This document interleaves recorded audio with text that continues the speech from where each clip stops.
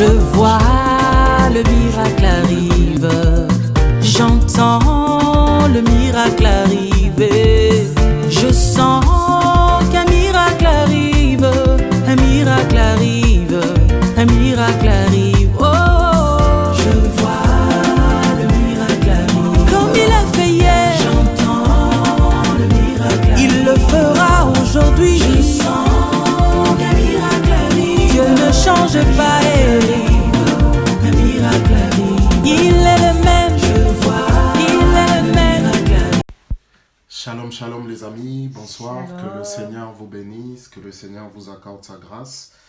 Nous espérons par la grâce de Dieu que vous allez bien et que vous allez même très bien. Par la grâce du Seigneur. En tout cas, nous sommes contents d'être là ce soir. Nous sommes heureux d'être là ce soir avec vous. Nous nous excusons bien entendu pour le retard que nous avons pris. Et voilà, donc sans plus tarder, nous allons commencer. Voici la fin de mes souffrances, parce qu'en Jésus, je suis sauvé. J'ai la victoire sur tout ce monde. Un jour j'irai vers le Seigneur.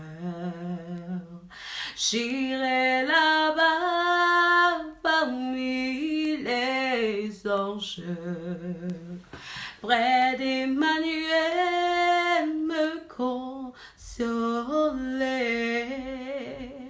Passant mon temps à la louange, dire à Jésus un grand merci. Voici la fin. Voici la fin de mes souffrances, parce qu'en Jésus, je suis sauvé. J'ai la victoire sur tout ce monde. Un jour j'irai vers le Seigneur, j'irai là-bas, parmi les anges, près d'Emmanuel me consoler. Passant mon temps à la louange, dire à Jésus un grand merci. J'irai là-bas, parmi les anges, près d'Emmanuel me consoler. Passant mon temps à la louange, dire à Jésus un grand merci. Dire à Jésus, dire à Jésus un grand merci. oui, dire à Jésus, Dire à Jésus, dire à Jésus, oui, dire à Jésus, dire à Jésus, dire à Jésus, oh oui, dire à Jésus, dire à Jésus, dire à Jésus, merci, dire à Jésus, dire à Jésus, dire à Jésus, un grand merci, dire à Jésus, dire à oh, Jésus, dire à Jésus, un grand merci, dire à Jésus, dire à Jésus, dire à Jésus, un grand merci, dire à Jésus, dire à Jésus, dire à Jésus, un grand merci, dire à Jésus, dire à oh, Jésus, dire à Jésus, un grand merci, dire à Jésus, dire à ah, Jésus, dire à dira Jésus. Oh oui, Seigneur, dira Jésus. Oh, dira Jésus. Un grand merci, dira Jésus. Ah, dira Jésus. Un grand merci, dira Jésus. Ah, dira Jésus. Un grand merci, dira Jésus. Ah, dira Jésus. Un grand merci, j'irai là-bas. J'irai là-bas parmi les anges. Près d'Emmanuel, me consoler. Passant mon temps à la louange. Dire à Jésus Un grand merci, dire à Jésus. Dire à Jésus, Dire à Jésus. Un grand merci, dire à Jésus. dire à Oh, dire à Jésus. Un grand merci, dire à Jésus. Oh oui, dire à Jésus. Un grand merci, dire à Jésus. Oh, dire à Jésus. Un grand merci, dire à Jésus. dire à Jésus, Dire à Jésus. Un grand merci, dire à Jésus. dire à Jésus, Dire à Jésus. Un grand merci. En ce moment, je suis devenu Citoyen du ciel, j'ai une nouvelle vie en Jésus.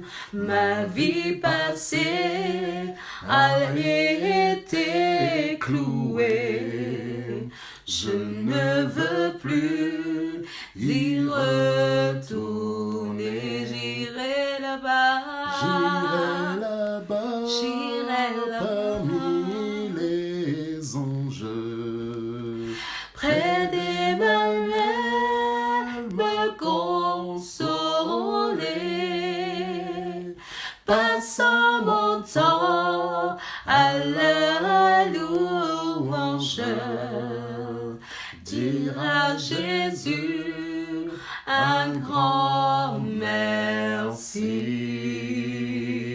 merci. Gloire au Seigneur, que le Seigneur soit glorifié une fois de plus. Bonsoir, bonsoir frères et sœurs, bonsoir les amis. Que le Seigneur vous accorde sa grâce, que le Seigneur vous salue. Bonsoir, bonsoir, bonsoir bien-aimés. Pasteur prophète. Bonsoir, bonsoir, bonsoir, bonsoir, bonsoir, bonsoir. Homme de Dieu, que le Seigneur te bénisse.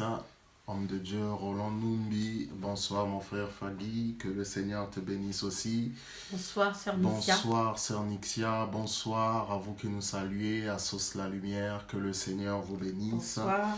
Que le Seigneur vous fasse du bien. En tout cas, nous sommes heureux d'être là avec vous, bien-aimés dans le Seigneur, votre bien-aimé, votre frère, Dido, avec mon épouse Irène. Un dimanche, un chant, un message, une entrevue. Un dimanche, un chant, un message, une entrevue.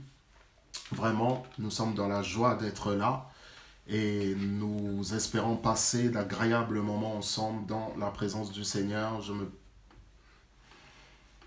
Je prends simplement le temps de rappeler que notre émission est interactive. Si vous avez des questions, si vous voulez intervenir par rapport à ce que nous avons dit, bien entendu, c'est toujours par rapport à ce que nous disons comme message. Donc un dimanche, un chant, un message, une entrevue. Bonsoir, bonsoir Mampa, j'espère que tu te portes bien. Bonsoir. Très heureux de te voir avec nous, de te voir et de t'avoir avec Avec nous. En tout cas, que le Seigneur soit glorifié. Bonsoir, Bonsoir, Maman frère Justine. Dim. Bonsoir, Maman Justine. Alors, je rappelle que nous sommes sur Facebook, nous sommes sur Instagram et nous sommes sur Periscope aussi. Et puis, sur YouTube, nous le sommes en différé, puisque sur YouTube, nous n'avons pas 1000 abonnés.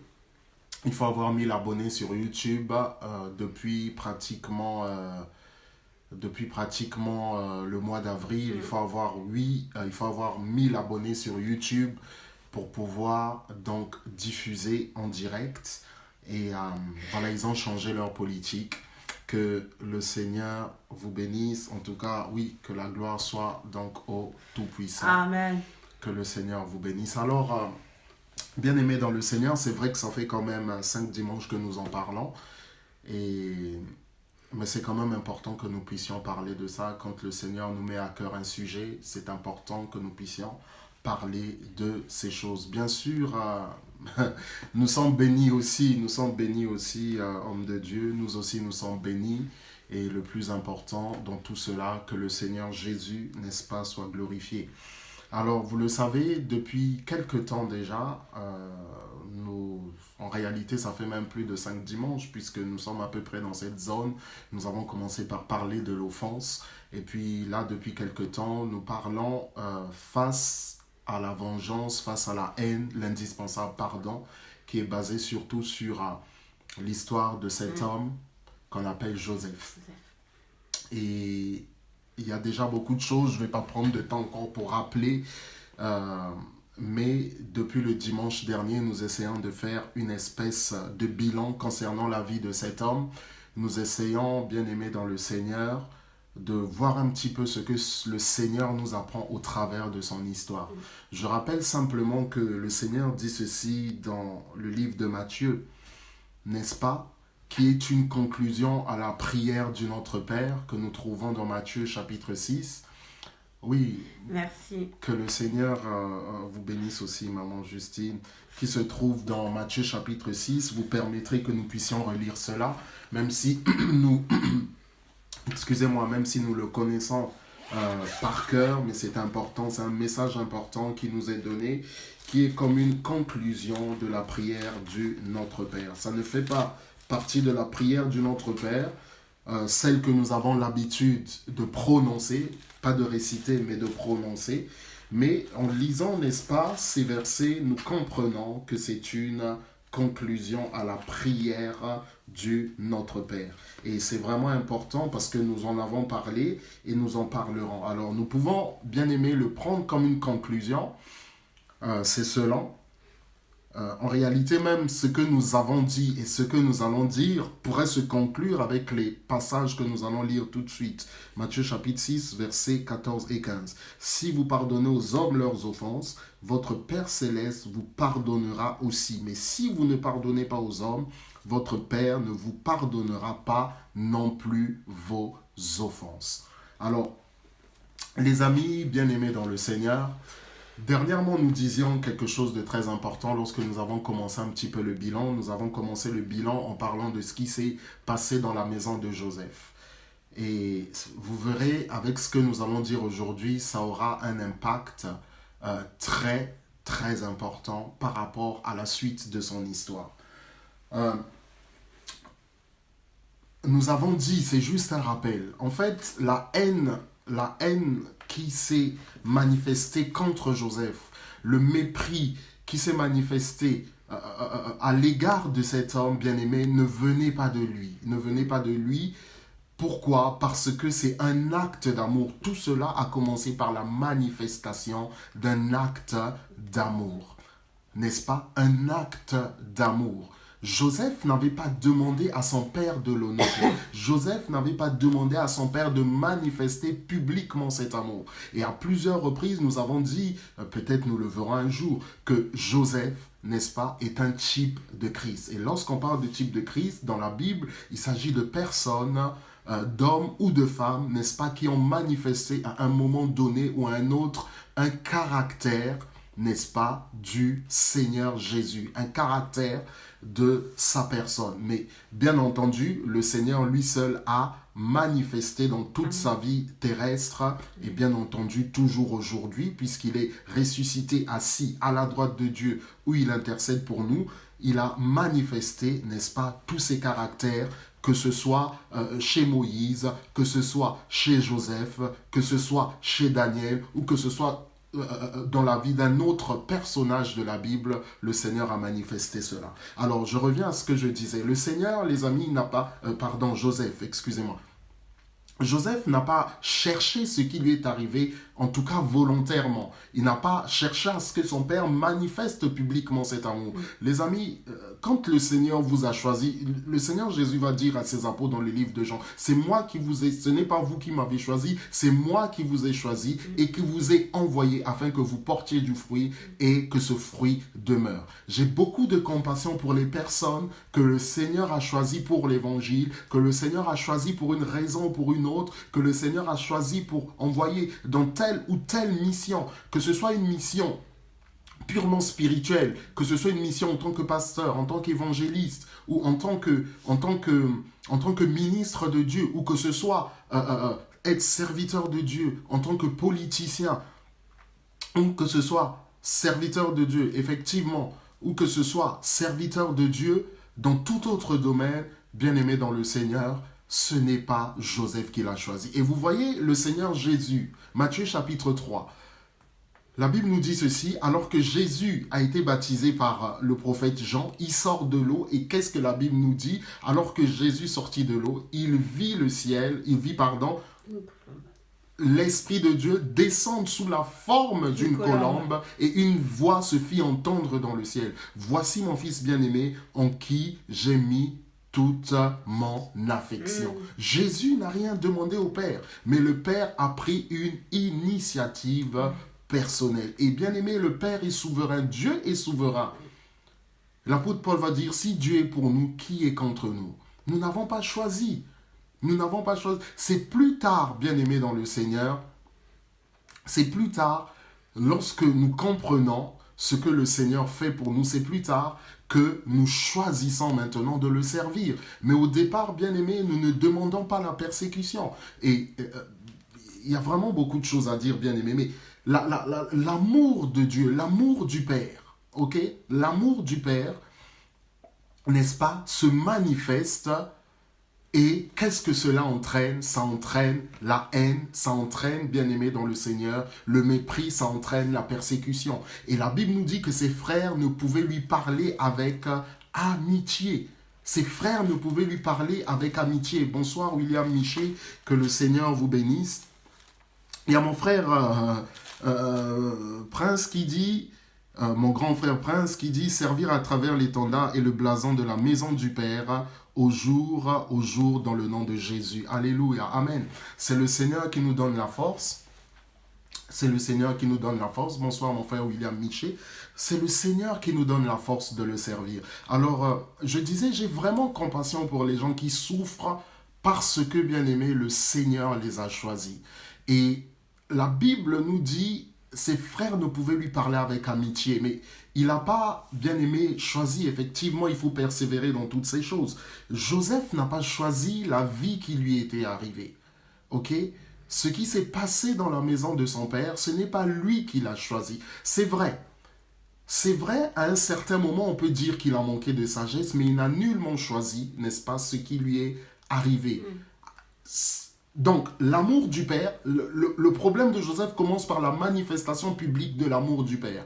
Puis après, arrivent donc les rêves. Nous étions dans les champs, voici le rêve que j'ai eu, nous étions dans les champs à lier des gerbes. Et voici vos gerbes, vos 11 gerbes, se sont prosternés devant la mienne. Et là, il y a eu encore d'autres problèmes. Puis, il va encore avoir un autre rêve. Cette fois-ci, bien aimé, c'est son père qui va réagir. Il va dire, voici le rêve que j'ai eu. Le soleil, la lune et les étoiles se sont prosternés devant moi. Et la réponse de son père, qui était un homme spirituel, qu'est-ce que tu veux dire?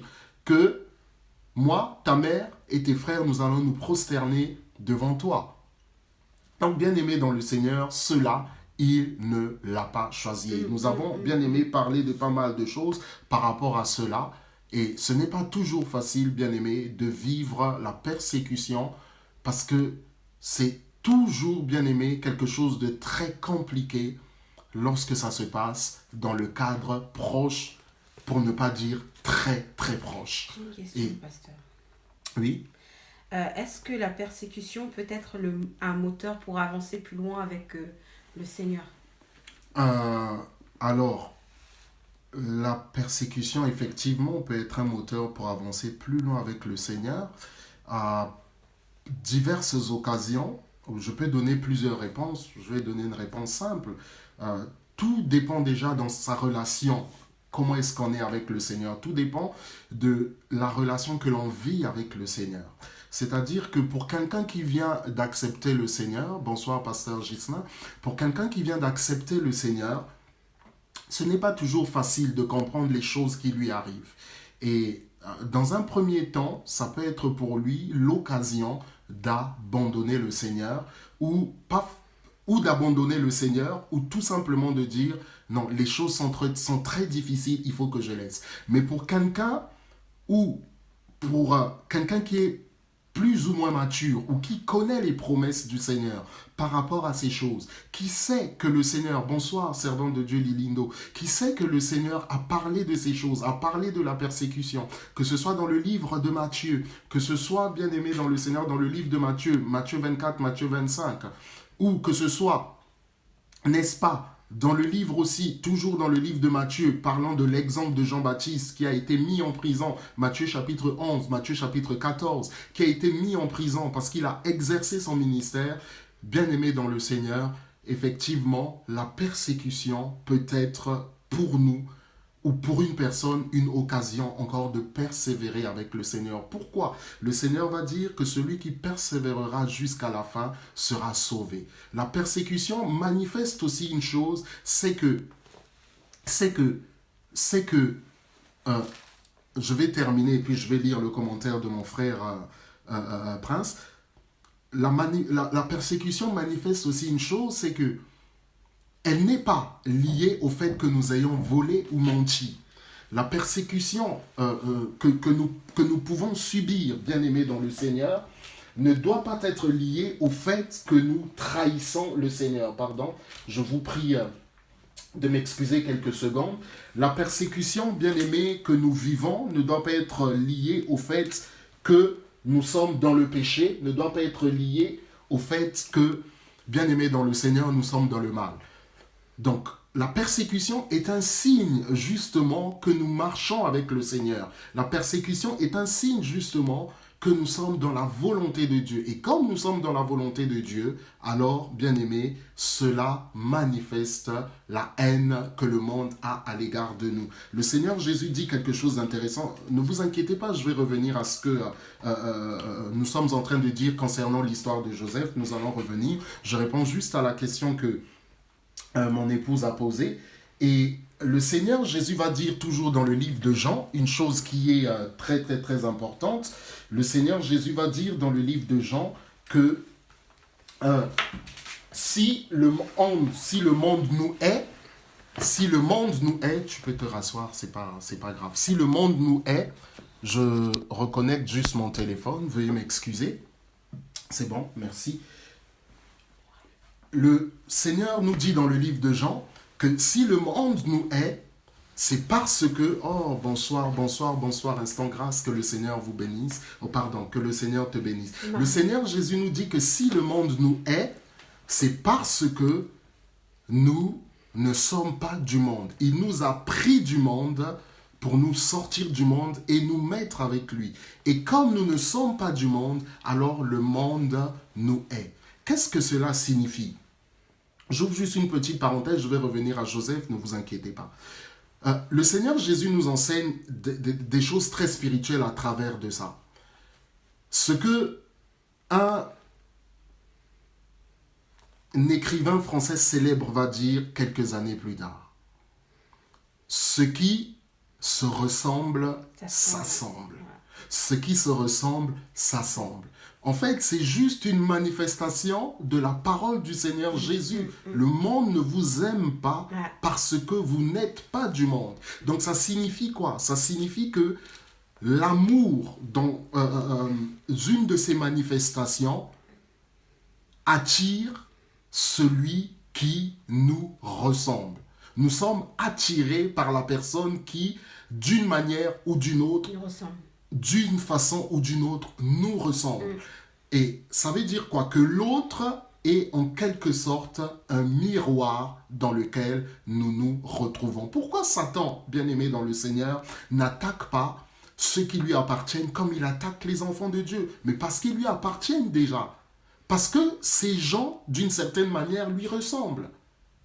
Et il n'a donc pas besoin de les déstabiliser, il n'a donc pas besoin de les attaquer comme il attaquerait ceux qui appartiennent à Jésus. Ok, je reviens à ce que je disais sur Joseph. Veuillez m'excuser, je répondais juste à une question. Voilà, donc mon frère Prince dit Amen, Amen. Toi-même, tu as été élevé au sein de ta propre famille sur terre. Gloire à Dieu, aujourd'hui, tu nous enseignes, les voies du Seigneur sont impénétrables. on dit gloire à Dieu, que le Seigneur soit glorifié. Alors, revenons sur Joseph, où on disait donc qu'il n'a pas choisi, que donc il a été persécuté à cause, n'est-ce pas, de ce qu'il a manifesté de la grâce de Dieu. Il a juste, peut-être à un certain moment, manqué de sagesse. Je dis bien peut-être à un certain moment. Et lorsqu'on lit l'histoire de Joseph, lui-même à ce moment-là, où il est dans la maison de son père, ne se rend pas compte que c'est le Seigneur qui lui a donné ses rêves. Et dans les vidéos précédentes, vous pourrez lire, j'avais dit, bien-aimé dans le Seigneur, qu'il faut être prudent avec vos rêves. Vous ne pouvez pas partager vos rêves avec quiconque, parce que, bien-aimé, il y a des choses qui vont vous causer des histoires. Et je pense que l'histoire de Joseph, à ce niveau-là, doit aussi nous enseigner. Ok. En tout cas, il y a beaucoup de choses à dire, mais je ne vais pas revenir sur ce qu'on a dit, sur ce qui se passe dans la maison de son père. D'ailleurs, la Bible dit, il est venu chez les siens, Jean chapitre 1er, évangile de Jean chapitre 1er, il est venu chez les siens et les siens ne l'ont point reçu. Voilà encore quelque chose qui peut rapprocher Joseph de la vie donc, du Seigneur Jésus-Christ. Alors, bien-aimé dans le Seigneur, la Bible nous dit qu'il arrive chez Potiphar. Écoutez, nous sommes dans Genèse chapitre 39 à partir du verset 1er. La Bible nous dit, quant à Joseph, on l'avait fait descendre en Égypte et Potiphar, l'officier du Pharaon, qui était chef des gardes, un Égyptien l'avait acheté aux Ismaélites qui l'y avaient fait descendre. La Bible nous dit, l'Éternel fut avec Joseph et la réussite l'accompagna. Il habitait, la Bible nous dit, il habitait dans la maison de son maître égyptien. Son maître vit que l'Éternel était avec lui et que tout ce qu'il entreprenait, l'Éternel le faisait réussir entre ses mains. Et Joseph trouva grâce aux yeux de son maître. Il l'employa à son service et l'établit responsable de sa maison et lui confia tous ses biens. Ça continue comme ça jusqu'au verset 17. Sachant, bonsoir sœur Laetitia, sachant que ça ça contient aussi donc l'histoire, nous allons y venir, l'histoire de l'agression donc sexuelle de Joseph. Aujourd'hui, c'est comme ça que ça s'appellerait, harcèlement sexuel et donc aussi, n'est-ce pas, violence sexuelle. En anglais, on dit assaut sexuel, sexual assault. Donc, voilà.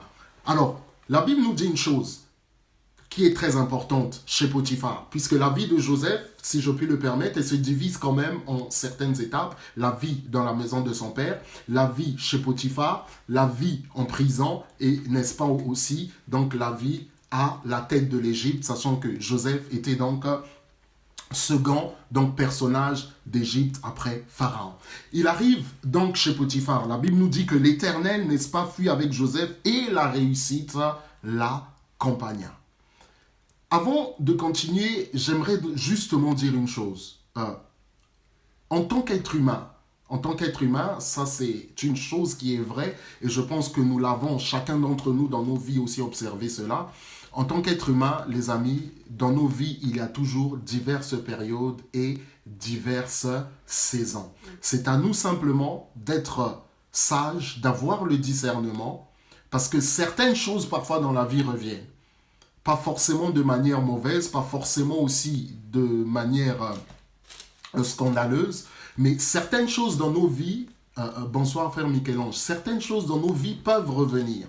Mais cependant, à nous donc d'avoir la sagesse, à nous d'avoir le discernement, à nous de demander au Saint-Esprit de nous enseigner par rapport à ceci ou par rapport à cela. Mais toujours est-il que dans la vie de chaque être humain, il y a des saisons. Il y a, bien aimé dans le Seigneur, des moments où les choses qui arrivent doivent donc nous interpeller afin de pouvoir réagir par rapport à cela. La Bible nous dit, donc nous sommes à l'étape donc, de chez Potiphar, la Bible nous dit que l'Éternel fut avec Joseph et la réussite l'accompagna. Voilà quelqu'un qui est esclave, qui se trouve dans la maison de son maître, mais alors même qu'il est esclave, la main de Dieu qui est sur lui se manifeste. Vous savez, quand vous avez la main de Dieu sur vous, on le chante parfois, ce que le Seigneur fait, ça se voit. On le chante parfois en lingala.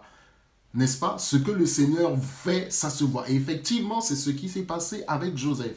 Il y a des choses, bien aimées, lorsque le Seigneur est avec nous, cela se voit. Nous chercherons à le cacher, bien aimé, mais cela se verra. Pourquoi cela se verra? Pour que le nom du Seigneur soit glorifié. Yes. Écoutez, bien aimé dans le Seigneur, la Bible nous dit que Potiphar était le chef de la garde de Pharaon, du Pharaon. Et je rappelle, comme je l'ai déjà dit ici, que Pharaon était considéré comme un dieu vivant en Égypte. Bien qu'il était lui-même au service des dieux, bien qu'il était lui-même en train d'adorer des dieux, mais il était lui-même considéré aussi comme un dieu au sein de sa population, comme j'avais dit l'autre jour, comme jusqu'en 1945, l'empereur du Japon. Alors, la Bible nous dit, bien aimé dans le Seigneur, que Potiphar, son maître, verset 3, vit que l'Éternel était avec lui et que tout ce qu'il entreprenait, l'Éternel le faisait réussir entre ses mains. Entre ses mains.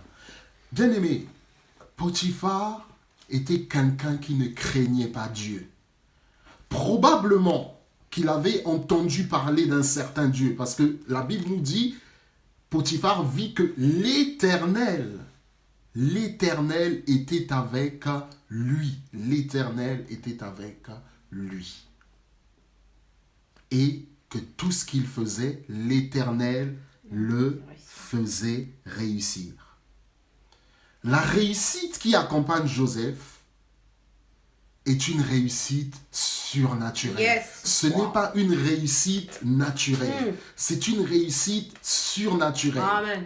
Ce n'est pas une réussite due aux compétences de Joseph. Ce n'est pas une réussite due aux capacités de Joseph. Ce n'est pas une réussite due, bien-aimé dans le Seigneur, à la jeunesse extravagante de Joseph. Vous savez, il y a un dicton qui dit « Aux âmes bien-nées, la valeur n'attend point le nombre d'années ».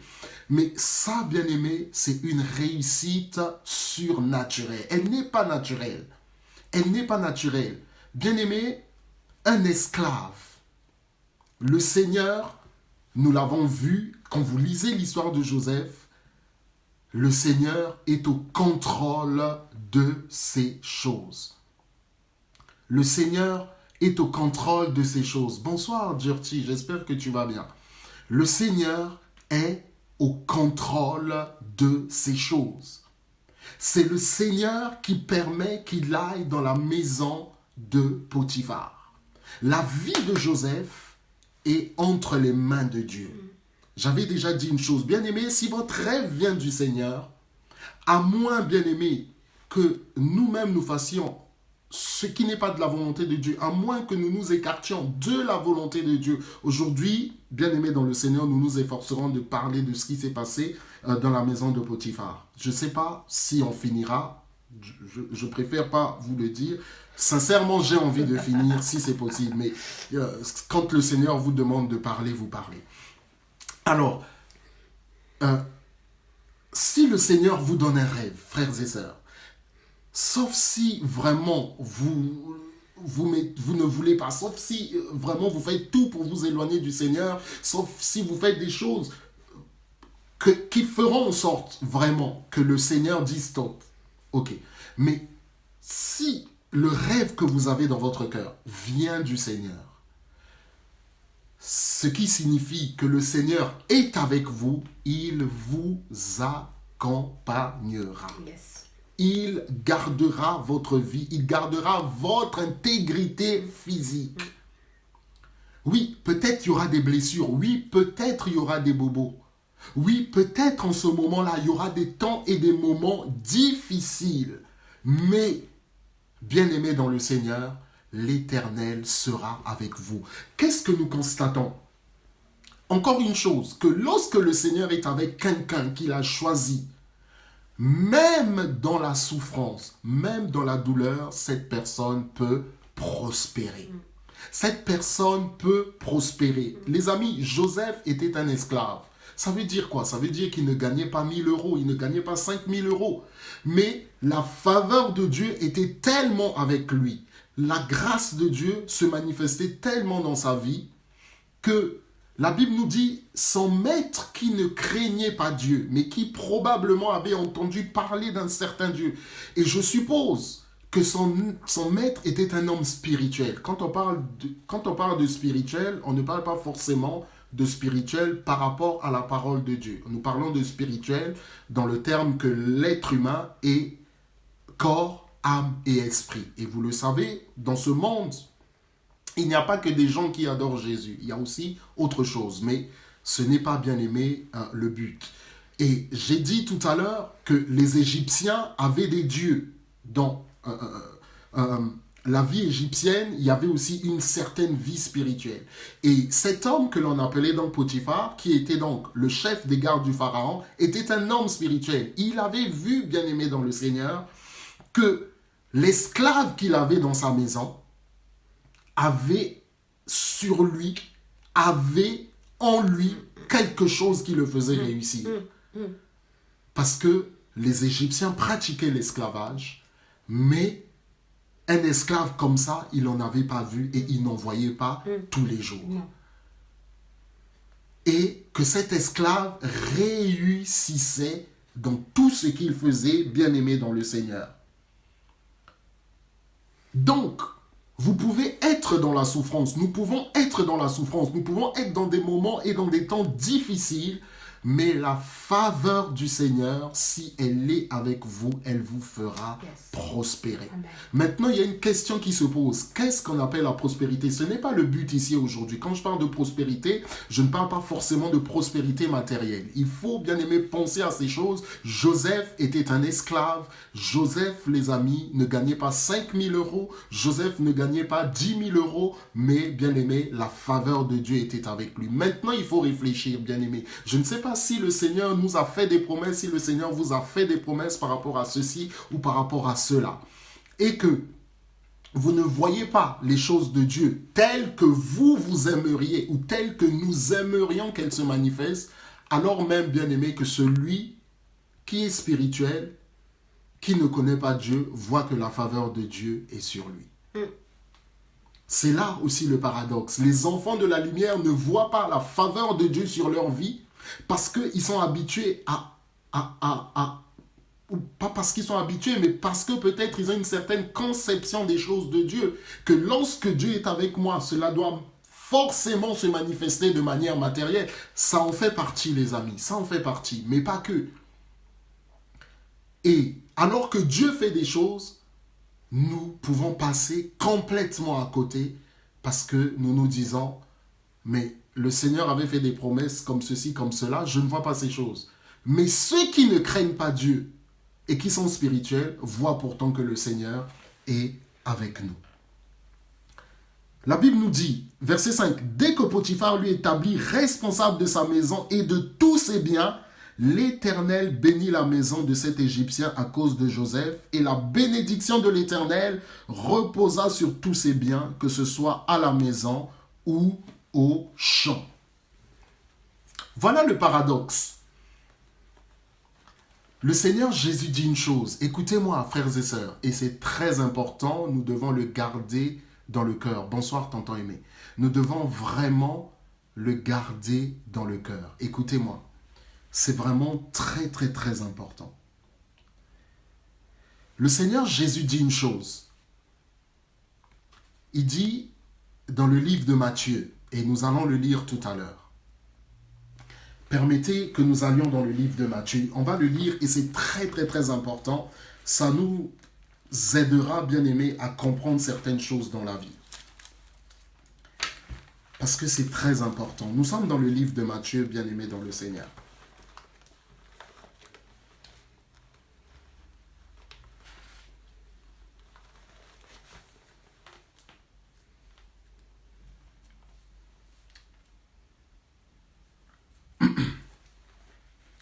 Le Seigneur Jésus va dire une chose. Naturellement. Je vais vous le dire tout de suite.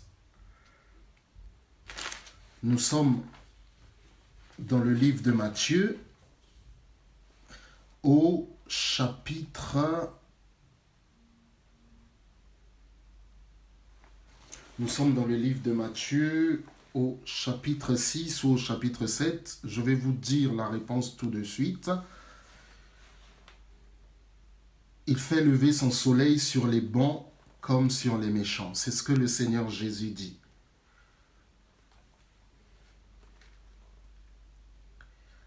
C'est dans le livre de Matthieu, chapitre 5. J'ai dit chapitre 6, chapitre 7, je m'étais trompé. C'est dans le livre de Matthieu, chapitre 5. Nous sommes dans le livre de Matthieu, chapitre 5. Et le Seigneur Jésus dit une chose qui est très, très, très importante. On peut commencer à partir du verset 43. Il dit ceci, « Vous avez appris qu'il a été dit, tu aimeras ton prochain et tu haïras ton ennemi. Mais moi je vous dis, aimez vos ennemis, bénissez ceux qui vous maudissent, faites du bien à ceux qui vous haïssent et priez pour ceux qui vous maltraitent et qui vous persécutent, afin que vous soyez fils de votre Père qui est dans les cieux. Car il fait lever son soleil sur les méchants et sur les bons, et il fait pleuvoir sur les justes et sur les injustes. Si vous aimez ceux qui vous aiment, quelle récompense méritez-vous? Les publicains aussi n'agissent-ils pas de même? Ce qui nous intéresse, c'est le verset 45. Il dit, afin que vous soyez fils de votre Père qui est dans les cieux, car il fait lever son soleil sur les méchants et sur les bons, et il fait pleuvoir sur les justes et sur les injustes. J'aimerais dire ceci par rapport à ce que cette histoire nous apprend concernant cet homme que l'on appelle Joseph. Nous sommes parfois scandalisés de voir le Seigneur bénir des gens qui ne le connaissent pas. Nous sommes parfois scandalisés de voir que des gens qui sont parfois dans le mal, le Seigneur met la main sur eux. Et humainement, bien aimé, ce sont des choses parfois que l'on ne comprend pas. Et parfois aussi, le Seigneur ne nous donne aucune explication. Mais en lisant sa parole, nous pouvons comprendre que ces choses sont relatives, ces choses s'expliquent par la bonté de Dieu. Écoutez, la bonté n'a rien à voir avec la gentillesse. La bonté n'a absolument rien à voir avec la gentillesse. La Bible nous dit, il fait lever son soleil sur les bons comme sur les méchants. Il fait pleuvoir sur les justes comme sur les injustes. J'aimerais, bien aimé, dire ici que le Seigneur connaît ses enfants. Le Seigneur connaît chacun des 7 milliards d'êtres humains qui sont sur la planète. Le Seigneur les connaît chacun par son nom. Et il sait aussi que parmi ceux-là, il y en a qui l'adorent et il y en a qui ne l'adorent pas. Mais sa bonté fait qu'il a établi des lois spirituelles, universelles, qui se manifestent, que nous le voulions ou que nous ne le voulions pas. Et ces choses se manifestent de telle sorte que même les gens qui bénéficient de cette bonté, certains l'insultent et certains, bien-aimés, même le déshonorent. Et pourtant, les lois qu'il a établies, bien-aimés, continuent à se manifester. Cependant, la Bible nous dit clairement qu'à la fin, il y aura un jugement. Et ce que je dis, bien-aimés, c'est que nous devons voir la bonté de Dieu, réfléchir, demander le discernement au Saint-Esprit sur les choses qui ne vont pas ou que nous ne comprenons pas. La Bible nous dit, bien-aimés, dès que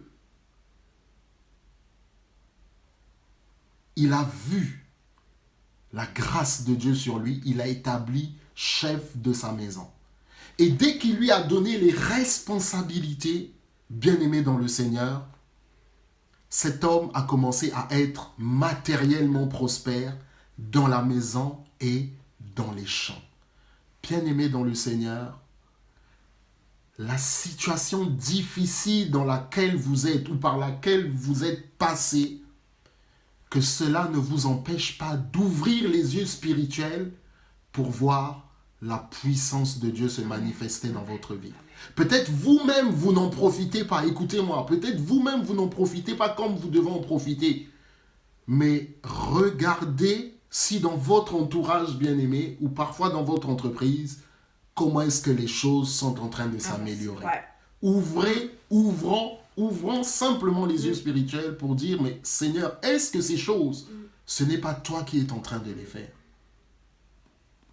Et bien-aimé dans le Seigneur, les choses ont commencé à se manifester. Si vous êtes enfant de Dieu, et je crois que ceux qui m'écoutent pour la majorité sont des enfants de Dieu, mais pas que, si le Seigneur est avec vous, bien-aimé dans le Seigneur, bonsoir évangéliste Miguel, si le Seigneur est avec vous, bien-aimé, si son rêve, je répète, si son rêve et que l'endroit où vous êtes vient de lui, et si son rêve est en vous, cela va se manifester. J'aimerais juste préciser aussi une chose, parce que parfois nous ne comprenons pas comment nous sommes enfants de Dieu et que certaines choses ne se manifestent pas. Il y a une question que nous devons nous poser. La place à laquelle nous sommes, l'endroit dans lequel nous nous trouvons, est-ce bien la volonté de Dieu? Yes. C'est cela que nous devons nous dire.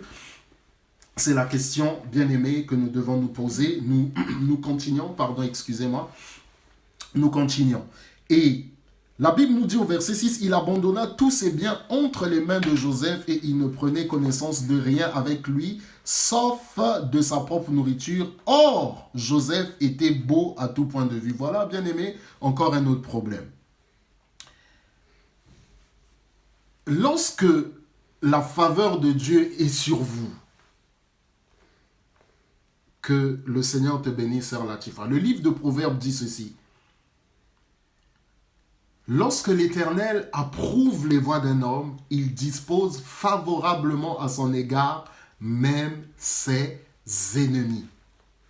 Il dispose favorablement à son égard même ses ennemis. Deuxième chose, toujours dans le livre de Proverbes, la Bible nous dit ceci.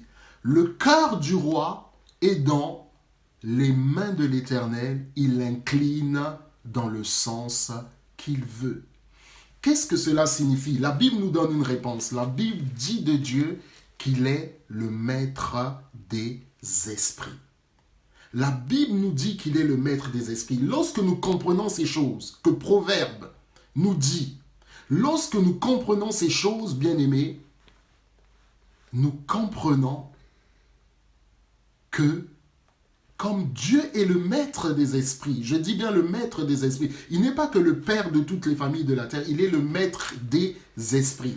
Quand on parle de maître, ça veut dire qu'il a un contrôle sur les esprits. Ça veut dire qu'il est au-dessus des esprits. Alors, comme il est au-dessus des esprits et qu'il a le contrôle sur les esprits, je rappelle que Dieu a donné à chacun d'entre nous le libre arbitre.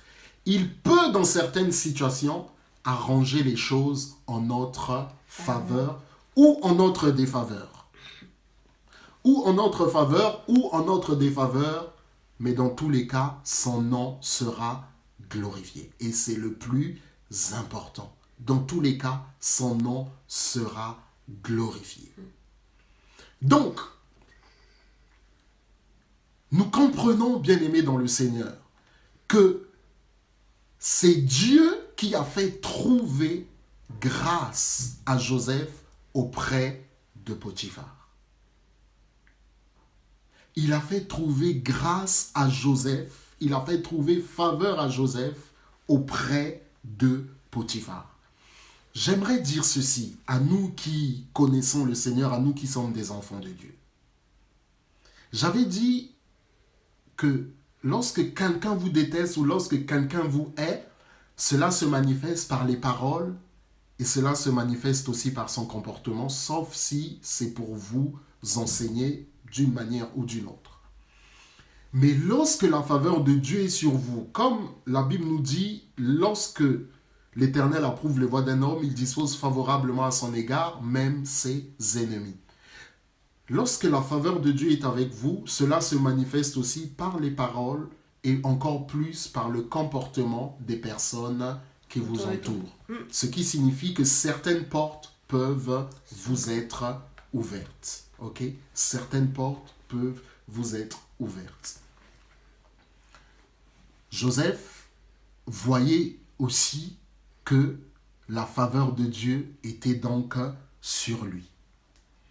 La Bible nous dit donc qu'il abandonna tous ses biens à Joseph. Et une autre marque de la faveur de Dieu dans nos vies, c'est la confiance que les gens ont à notre égard. À nous maintenant de ne pas en abuser, à nous maintenant de faire en sorte que le Seigneur soit glorifié et que les personnes qui nous font confiance grâce à l'Éternel soient toujours, n'est-ce pas, satisfaites de notre vie, de notre comportement ou de notre manière d'agir. Le plus important étant de satisfaire le Seigneur. Si nous sommes au travail, nous avons signé un contrat de travail, nous avons, n'est-ce pas, une relation de travail, une relation professionnelle avec le patron, etc., etc. Les situations sont nombreuses, c'est à nous de voir. Mais dans tous les cas, ça peut se manifester dans plusieurs domaines dans nos vies. Dans tous les cas, le plus important pour nous est de faire plaisir au Seigneur. Le plus important pour nous est de réjouir le cœur du Seigneur. Pas de faire plaisir aux gens en étant dans le péché, pas de faire plaisir aux gens en étant, bien aimé, dans une situation que le Seigneur rejette. Alors, bien aimé dans le Seigneur, ce qui s'est passé dans la maison de son père, j'avais déjà dit une chose. Si la faveur de Dieu est sur vous, il y a aussi une chose que vous devez retenir. Si la faveur de Dieu est sur vous, si, bien aimé, la main de Dieu est sur vous, il y a une chose qui est vraie. Elle va attirer la faveur de Dieu sur vous, mais elle va aussi vous attirer des problèmes. Elle va aussi vous attirer des problèmes. J'ai dit tout à l'heure, bien aimé, j'ai vraiment compassion pour les gens qui sont appelés du Seigneur et qui, bien aimés, ont vécu ou qui vivent la persécution à cause de l'appel de Dieu sur eux. Ce n'est pas facile, bien aimés, dans le Seigneur, et je compatis vraiment avec de telles personnes. Écoutez, vous croyez que lorsque Dieu vous choisit, tout le monde peut être content de vous? Détrompez-vous. Vous croyez que parce que la main de Dieu est sur vous, elle va vous ouvrir les portes, même si les gens sont contre vous? C'est vrai. Et à la fin, gloire à Dieu, c'est le Seigneur qui a la victoire. Mais il y a une chose que nous ne devons pas oublier, bien aimés, ce n'est pas pour que nous puissions renoncer au Seigneur, ce n'est pas pour que nous puissions abandonner le Seigneur, mais c'est simplement pour nous dire que c'est une réalité, la souffrance fait partie des enfants de Dieu. Il viendra dans votre vie si vous avez l'appel de Dieu sur vous. La souffrance pourra vous accompagner. La haine aussi pourra vous accompagner. Ça ne veut pas dire, s'il vous plaît, que tout le monde est contre vous. En lingala, on dit makila mabe. En français, on dit j'ai le mauvais sang, je suis maudit, j'ai le mauvais œil, je suis maudit, tout le monde me déteste. Non, il ne s'agit pas, bien aimé, de cela. Parfois, ça peut être aussi la manifestation d'un esprit mauvais, mais il ne s'agit pas, bien aimé, de cela, de dire tout le monde me déteste. Non, il s'agit simplement de dire que parce que vous avez la lumière de Dieu sur vous, vous avez l'Esprit de Dieu en vous, à cause de cela, les gens peuvent vous détester. Vous savez, l'onction fait briller et l'onction de Dieu était sur Joseph. L'Esprit de Dieu agissait au travers de Joseph. La Bible ne nous dit pas, la Bible ne nous montre pas non plus que Israël avait oint son fils. Je ne vais pas entrer dans le détail de ces choses, mais nous voyons clairement que l'onction de Dieu, que l'Esprit de Dieu était sur la vie de Joseph. Et la Bible nous dit qu'il était beau, c'était un jeune homme. Je rappelle que quand Joseph est arrivé en Égypte, c'était un jeune homme. C'était un jeune homme qui était dans la force de l'âge. Lorsque son histoire commence, il a 17 ans. Et en lisant l'histoire de Joseph, nous comprenons qu'il a passé jusqu'à ce qu'il soit élevé comme prince d'Égypte, nous comprenons qu'il a passé 13 ans en Égypte. Donc quand il arrive, il était bien-aimé dans la vingtaine. La Bible ne nous dit pas combien de temps prend son histoire entre les 17 ans et le moment où il est vendu par ses frères. Mais nous comprenons qu'il était jeune. La Bible nous dit, n'est-ce pas? La Bible nous dit que Joseph, bien-aimé dans le Seigneur, était beau à tout point de vue. La Bible nous donne ici des détails physiques. Après cela, la femme de son maître porta les yeux sur Joseph et dit « Couche avec moi ». Il refusa et lui dit « Mon maître ne prend connaissance de rien avec moi dans la maison. » Tellement son maître avait confiance en lui. Il m'a confié tous ses biens. Personne n'est plus grand que moi dans cette maison et il ne m'a rien interdit, sauf toi parce que tu es sa femme. Comment pourrais-je commettre un si grand péché? Comment pourrais-je commettre un si grand mal et pécher contre Dieu? Et pécher contre Dieu. Bonsoir, mon frère Nzienge. Avant de continuer, j'aimerais dire ceci. Cet homme avait confiance en Joseph. Vous savez, le Seigneur nous éprouve. Nous pouvons avoir un grand appel. Et tout aussi que la volonté de Dieu va se manifester, mais il se peut que la volonté de Dieu ne se manifeste pas au degré où le Seigneur voulait que ça se manifeste. Parce que sur le chemin qu'il a tracé pour nous, sur le chemin dans lequel il nous a conduits, à un moment, peut-être, nous nous sommes écartés et nous ne nous sommes pas repentis. Cet homme faisait confiance à Joseph et nulle part la Bible nous dit que Joseph avait abusé de la confiance de cet homme. Bien-aimés, le Seigneur nous connaît et le Seigneur nous voit. Que le Seigneur nous aide à être dans la crainte de son nom jusqu'à la fin, à commencer par nous-mêmes. Que le Seigneur nous aide à être intègres tous les jours de notre vie jusqu'à ce qu'il revienne. Bien-aimé dans le Seigneur, il était beau et l'onction, bien-aimé, se manifestait dans la vie de cet homme. Et la femme de Potiphar, la Bible nous dit, je répète, Joseph n'a en aucun cas, à aucun moment, abusé de la confiance de son maître. D'ailleurs, lui-même va le dire. Et il va refuser de commettre l'impudicité. Il va refuser de commettre l'impudicité. Parce qu'il va privilégier la crainte de son Dieu. Proverbe chapitre 22, verset 6 nous dit la chose suivante. Instruis l'enfant sur la voie qu'il doit suivre. Lorsqu'il sera grand, il ne s'en détournera pas. Nulle part dans la Bible, dans l'histoire de Joseph, on nous dit que son père lui avait enseigné, bonsoir Yérem, que son père lui avait enseigné la crainte de Dieu. Mais en lisant la Bible, en regardant l'histoire de cet homme, nous pouvons comprendre une chose, que son comportement même est la manifestation de la crainte de Dieu. Cet homme craignait Dieu. Il était, bien-aimé, esclave. Il avait la confiance de son maître, mais il n'en a pas profité pour trahir le Seigneur. Il n'en a pas profité pour trahir le Seigneur. J'ai dit, bien-aimé, tout à l'heure que la grâce de Dieu, la main de Dieu sur vous peut vous apporter des problèmes. Bonsoir, tonton Alain. La main de Dieu sur vous peut vous apporter des problèmes. Non pas que le Seigneur veut vous causer des problèmes, ce n'est pas ce que je dis.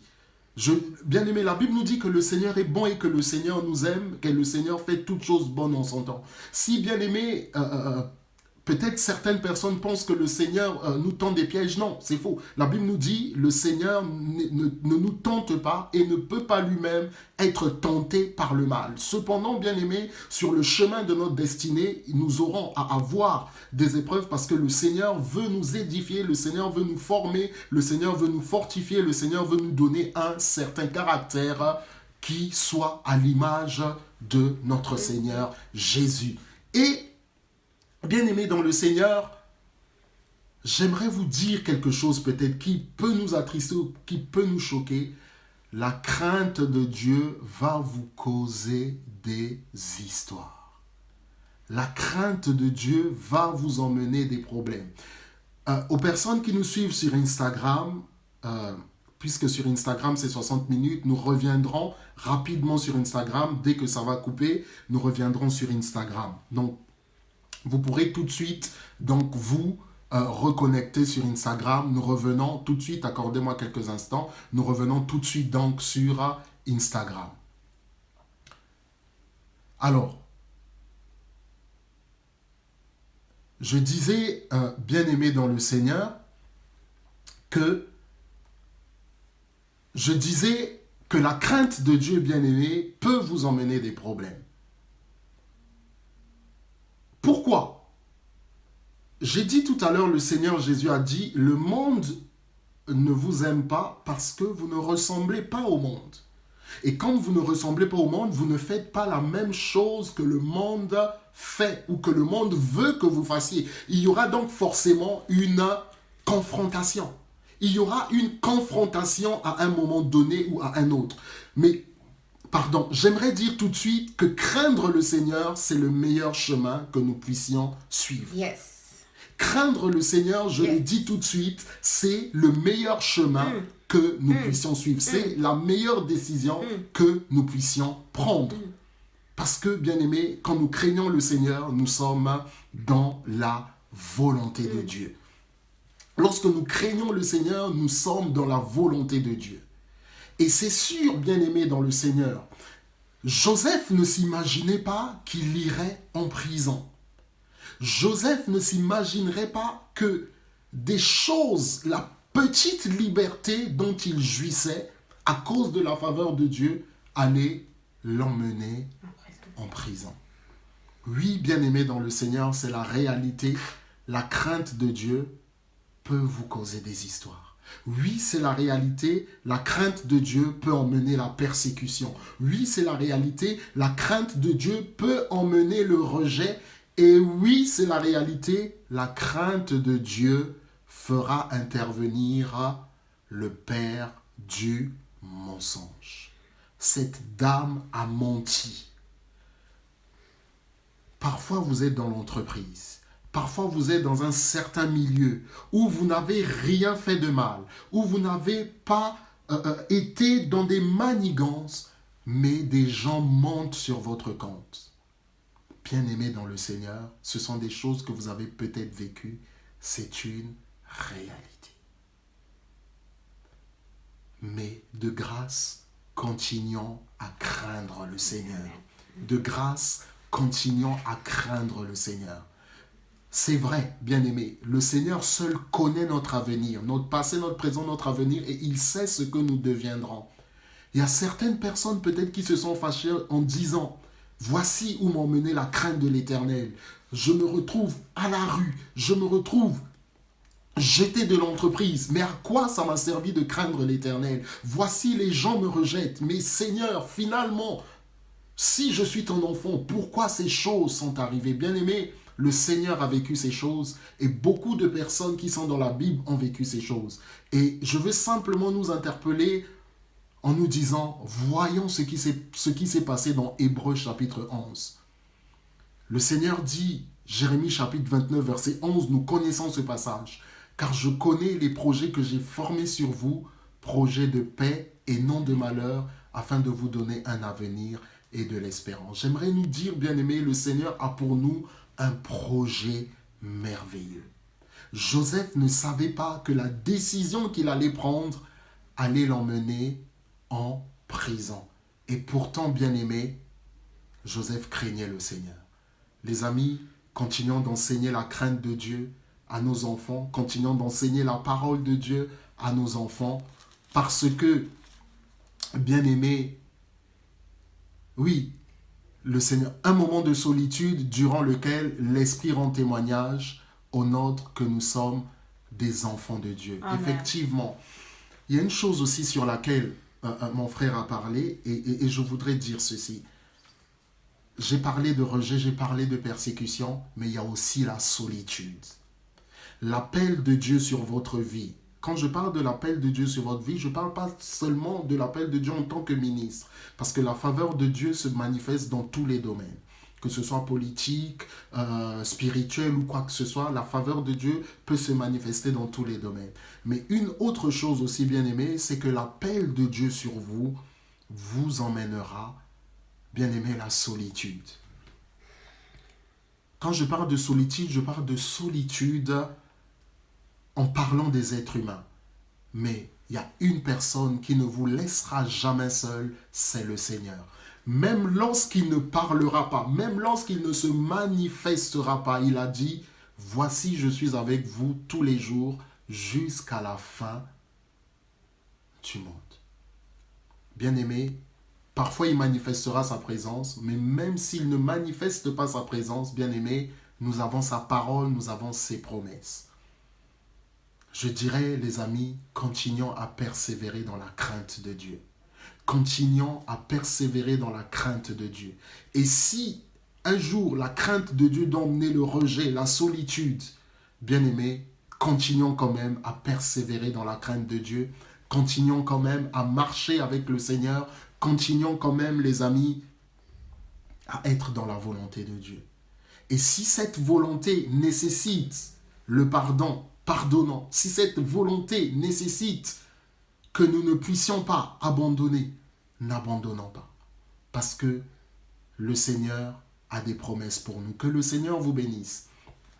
Avant de passer la parole à mon épouse, je vous demanderai, s'il vous plaît, si vous pouvez partager, que d'autres personnes aussi soient bénies. Et voilà, je passe la parole à mon épouse. Après quoi, donc, nous allons parler, faire un résumé, s'il le faut, dire ce que nous avons à dire comme message à la fin, prier, et nous allons nous séparer par la suite. Bonsoir à tous. Je suis très contente, très heureuse de vous voir. Merci pour votre participation, merci. Alors aujourd'hui, nous avons parlé de la crainte, nous avons parlé de la persécution. Vous savez, quand on est persécuté par des personnes que l'on aime, ça fait très mal.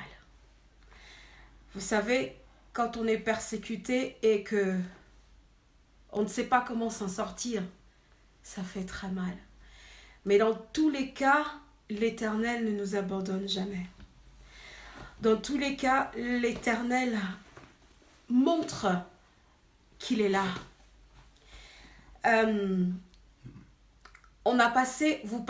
Nous passons des temps difficiles, nous passons des temps de persécution et on se demande, mais où est Jésus? Mais où est le Seigneur? Mais est-ce qu'il m'entend? Mais est-ce qu'il voit ce que je suis en train de passer? Mais pourquoi il m'a laissé passer par là? Mais pourtant, l'Éternel est avec nous.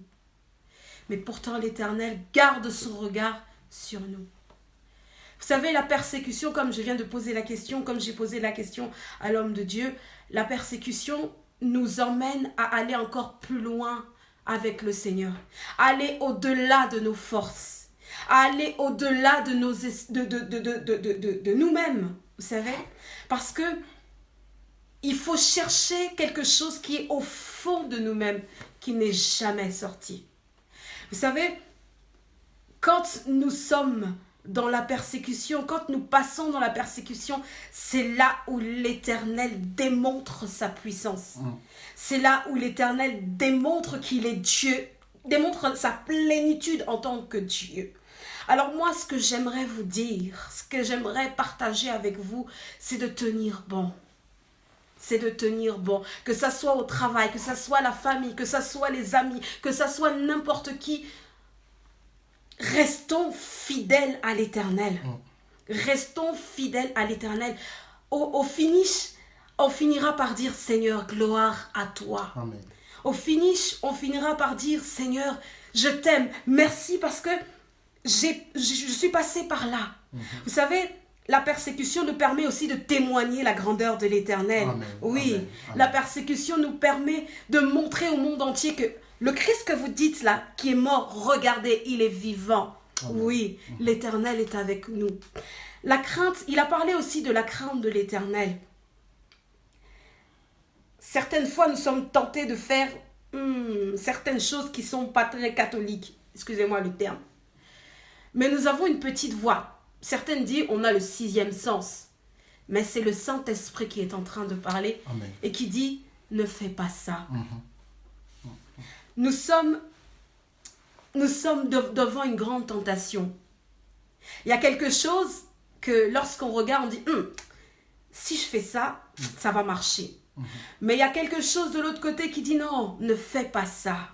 Regardez, Joseph, la femme de Potiphar, a essayé de tenter Joseph. Mais Joseph n'est pas tombé. Vous savez, quelque chose peut paraître bon devant nous. Quelque chose peut paraître normal.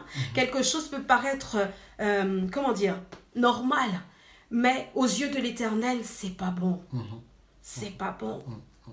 La facilité aussi tue, vous savez. La facilité aussi tue. Parfois, l'Éternel nous pousse à bout pour voir à quel point nous le craignons. Parfois, le Seigneur nous pousse à bout pour voir si ce que nous disons de notre bouche, nous le vivons. Amen. Alors, soyez dans la crainte de l'Éternel et persévérez dans cette persécution que vous êtes en train de passer. Que le Seigneur vous bénisse. Amen. J'aimerais dire ceci, les amis. Parfois même, il y aura des preuves. Parfois même, il y aura des preuves du mensonge.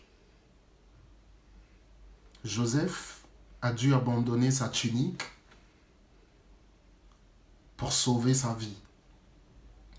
Mais sa tunique n'était en rien le fait qu'il avait agressé sexuellement la femme de son maître. C'est elle qui a retourné cela. Et j'aimerais dire ceci, même face aux preuves de mensonge,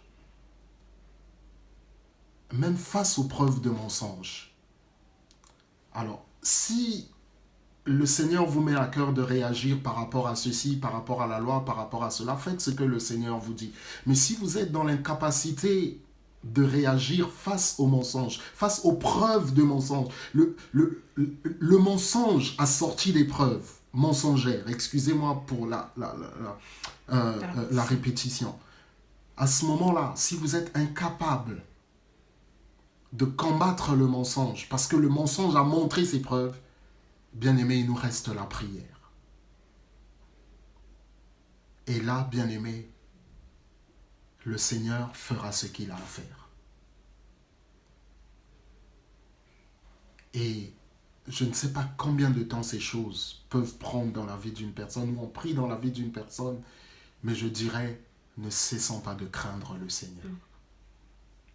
Il y a quelque chose de plus glorieux qui nous attend. Mais je sais aussi que nous n'avons pas tous les mêmes épreuves, la même destinée, mais le Seigneur nous donne la possibilité, la force, avec l'épreuve que nous avons, la force d'endurer cette épreuve, la force d'endurer cette tentation, afin que son nom soit glorifié. En tout cas, merci beaucoup pour les partages. Merci pour votre présence. Merci pour votre soutien. Que le Seigneur vous bénisse, que le Seigneur vous accorde sa grâce et que le Seigneur soit glorifié.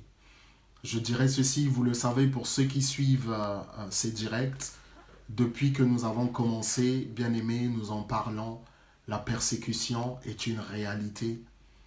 Et il y a des choses qui sont rendues publiques, il y a des choses qui sont médiatisées, mais la persécution n'est pas toujours médiatisée. Ce que nous avons vu cette semaine, oui, sœur Marlène, gardons les yeux sur Jésus, ce que nous avons vu cette semaine, bien-aimés, est une réalité. Et ça fait des années que ça se passe. Alors, les amis, que ce soit en Europe, je dis bien en Europe, en Afrique, en Asie, en Océanie, peut-être même en Antarctique, mais je ne sais pas. Je ne peux pas dire des choses que je ne sais pas. Mais en Europe, en Asie, en Afrique, en Océanie, bien aimé, il y a la persécution. Et ces frères bien-aimés, même si nous ne les connaissons pas, ils ont besoin de nos prières. Ces sœurs, même si ce ne sont pas des gens de nos familles bien-aimés, elles ont besoin de nos prières. Soutenons ces frères et sœurs dans nos prières parce que c'est important. Soutenons-les dans nos prières. Nos frères qui vont en mission, apporter l'évangile, prions pour eux, soutenons-les dans nos prières. Peut-être que nous avons un autre moyen de le faire aussi. Faisons-le, soutenons-les, les amis, parce que c'est très important. Et prions les uns pour les autres. Corps du Christ, la Bible nous dit, aimons-nous les uns les autres. La Bible nous dit, tu aimeras ton prochain comme toi-même. C'est vraiment très, très, très important. Parce que, bien-aimés dans le Seigneur, nous en avons besoin.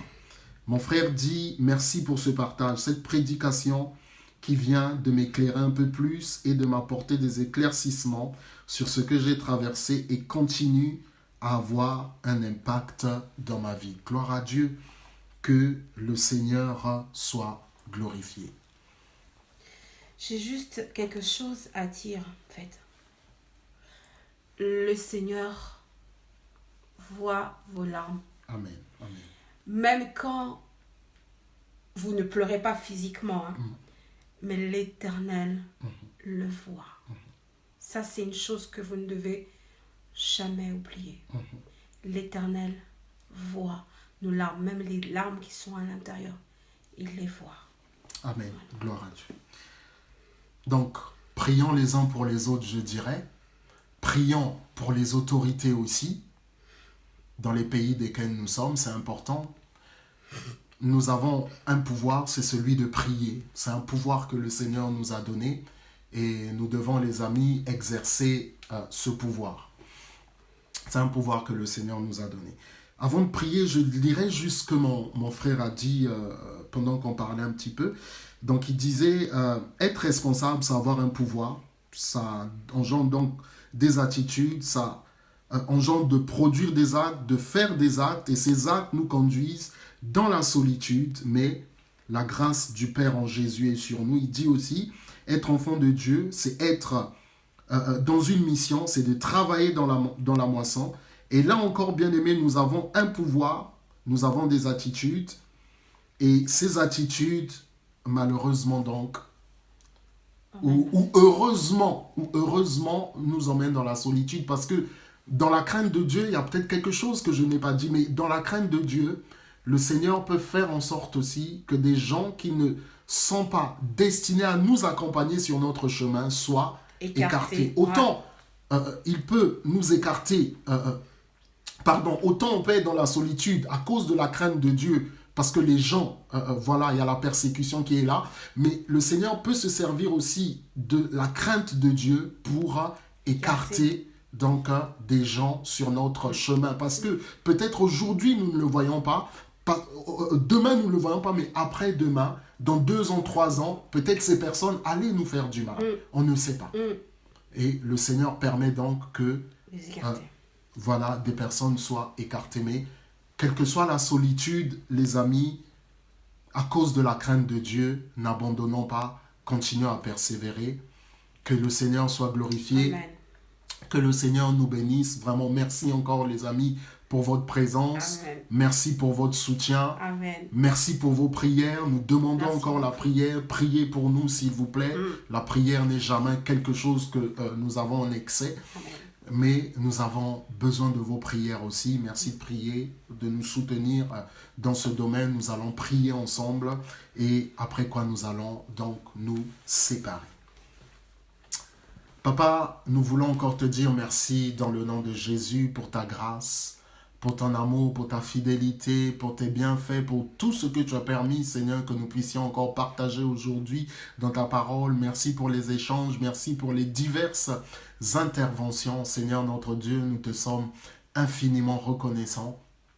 Papa, nous prions pour les uns, nous prions pour les autres, Seigneur, qu'ils aient suivi ou non Seigneur, ce direct. Mais si quelqu'un était dans une situation difficile, comme celle de Joseph, c'est-à-dire qu'il passe des moments difficiles, mais se demande s'il doit craindre ton nom encore, Seigneur, s'il ne doit pas céder à la tentation, s'il ne doit pas chercher une solution de facilité, s'il ne doit pas se mettre dans le péché, Saint-Esprit, je te prie, fortifie-le, manifeste encore, augmente encore la crainte de Dieu, Seigneur, dans son cœur. Et si, Seigneur, quelqu'un est dans la souffrance, Seigneur, notre Dieu, et qu'il dise, je souffre tôt, j'ai trop souffert, Papa, je te prie, aide-le, soutiens-le, toi qui n'abandonnes pas tes enfants, et manifeste ta gloire. Papa, si tu as déjà élevé quelqu'un, Seigneur notre Dieu, et que ce n'est qu'une étape, qu'il ne tombe pas dans le piège de la tentation, qu'il ne tombe pas dans le piège de la trahison, Seigneur, de son alliance avec toi. Oh Seigneur, manifeste encore ta compassion à quelqu'un qui est tombé, à quelqu'un, Seigneur, qui a failli. Nous avons besoin de toi, Seigneur.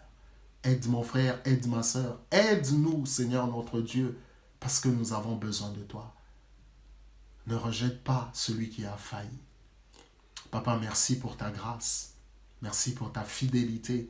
Nous abandonnons tous et toutes entre tes saintes mains. Nos familles, nos amis, nos projets, Seigneur notre Dieu, tout ce qui nous concerne, nos affaires, entre tes saintes mains, et glorifie ton nom. Merci pour nos frères. Et nous te prions pour eux en te disant, soutiens-les, donne-leur la force à ceux et à celles qui souffrent à cause du nom de Jésus. Aide-les. Nos frères et sœurs qui sont dans la mission, manifeste-toi à eux. Et nous prions pour l'Église, corps du Christ, afin que tu nous apprennes encore à nous aimer les uns les autres. Béni sois-tu. À ce niveau-là, nous avons encore tellement de choses à apprendre. Que la gloire seule te revienne. Dans le nom puissant de Jésus. Amen. Amen. Merci beaucoup, frères et sœurs. Merci, sœur Marlène. Sois Merci. béni aussi. Que le Seigneur vous bénisse. Soyez bénis aussi. Que le Seigneur vous bénisse. À la prochaine. Merci, les amis. Que le Seigneur vous bénisse. Si vous pouvez partager. Ah, sœur Talina, bonsoir, bonsoir. Que le Seigneur vous bénisse. Shalom. Que le Seigneur vous bénisse, sœur Talina. Voilà, que le Seigneur vous bénisse. Vraiment très, très, très heureux de vous avoir rencontré. Que le Seigneur vous bénisse. Merci de partager. Que dans cette semaine, que l'Éternel puisse vous visiter puissamment. Amen, amen, amen. Que le Seigneur vous visite. C'est très, très, très important que le Seigneur vous visite. Et ma prière, c'est qu'une autoroute pour la manifestation de la puissance de Dieu s'ouvre dans votre vie. Qu'une autoroute pour la manifestation de la puissance de Dieu s'ouvre dans votre vie dans le nom de Jésus. Voilà, nous vous disons à bientôt les amis, que le Seigneur vous bénisse. À bientôt, au revoir. Au revoir. Je vois le miracle arrive.